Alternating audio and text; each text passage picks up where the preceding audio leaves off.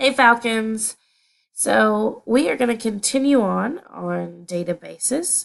We've talked briefly before about different examples such as Wikipedia and all the different articles that you can go through and search. We also noted Skyward and how it has all of our names and grades and your schedules and family information in there. And again, all searchable. And we even used Gale when we were doing topic finders at the very beginning when we were trying to build out our questions. So now that we do have our questions built out, we're going to go a little deeper and we're going to continue to use some databases to find more information. Now, if you are not in your portal already, go ahead and either click on the icon on the desktop, or if you're at home, you can just click on or type in my.birdvilleschools.net and it will take you there. Remember, if it's been more than 10 or 15 minutes since you used it, it often makes you re-log in. So go ahead and just put your information in again and click on Mackin. Remember the pinwheel. And again, this is where all of your databases are going to be housed for both middle school and high school. So just get in the habit of remembering Mac and Via. And again, you can search on the left-hand side databases, or you can just type in up on the right search bar. Really briefly, I want you to look right here at Britannica, and you can do the Spanish version if you prefer. But Britannica is an encyclopedia within Mac and Via, and that is very similar to Wikipedia, but a lot more credible. You have, remember we've talked about how somebody is paid on these sites to go in and make sure that it is information worthy of being within their site. So really, you can trust this a little bit more than you would trust Wikipedia. So this is a great starting place. It's not going to give you everything you need to know, but again, a great starting place. And we talked a lot in the last couple days about flipping words in order to come up with a question or to get better search terms. This is a great place to find some of those terms and to find related words to your topic so that when you start searching, you have a little bit more ground you can cover if you're not coming up with some answers. So again, Britannica is a great place to start. And guys, I apologize again. Y'all know, y'all have dealt with it all week. I'm still sick.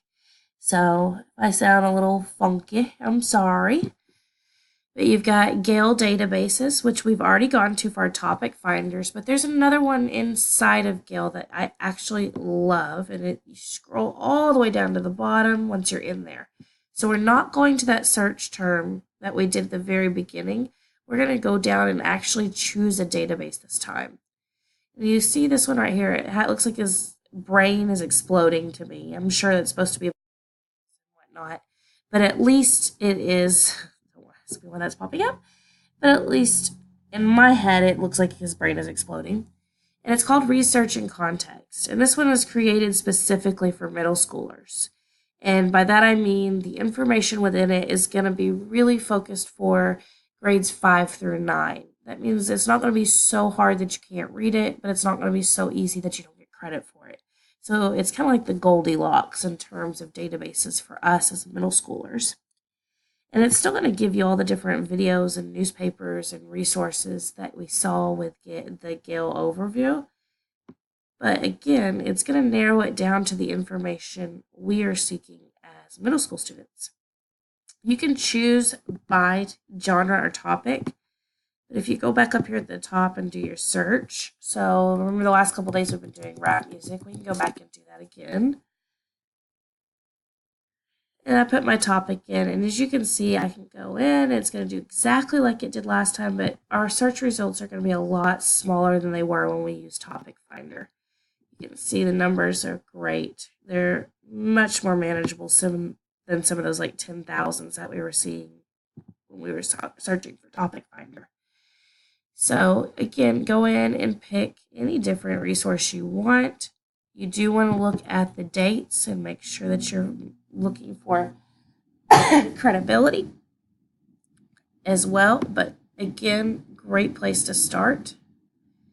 And you can choose whatever type you want, or you can narrow it down over here on the content types and choose only the specific resources you're looking for. If we go back to Mac and Via and you scroll down, my next recommended site is Proquest. Now this one is a lot bigger, and it's going to have articles in there that go all the way up to college level, because we do have those AP classes in high school. So it's going to have a lot broader range in terms of results. So if you're not coming up with information on your topic, this would be a good place to go. But again, it may be a little overwhelming if you have a very popular or general topic. Sorry guys, it logged me out for a second there. So we go back and we're going to type in our search term that we've been using a lot this week, which was rap music. And it's going to pop up a little bit differently than the last database. Instead of separating it into search result categories, this one has it all mixed in together, and it has little icons out to the left that actually are your source of information. So this one's telling you if it's a little graduation cap, it's going to be from a journal article. If it's a book, it's going to be obviously from a book. If it's a picture of a magazine, well then guess what? It's probably from a magazine. So you can go in and it's going to have them all mixed together in the results.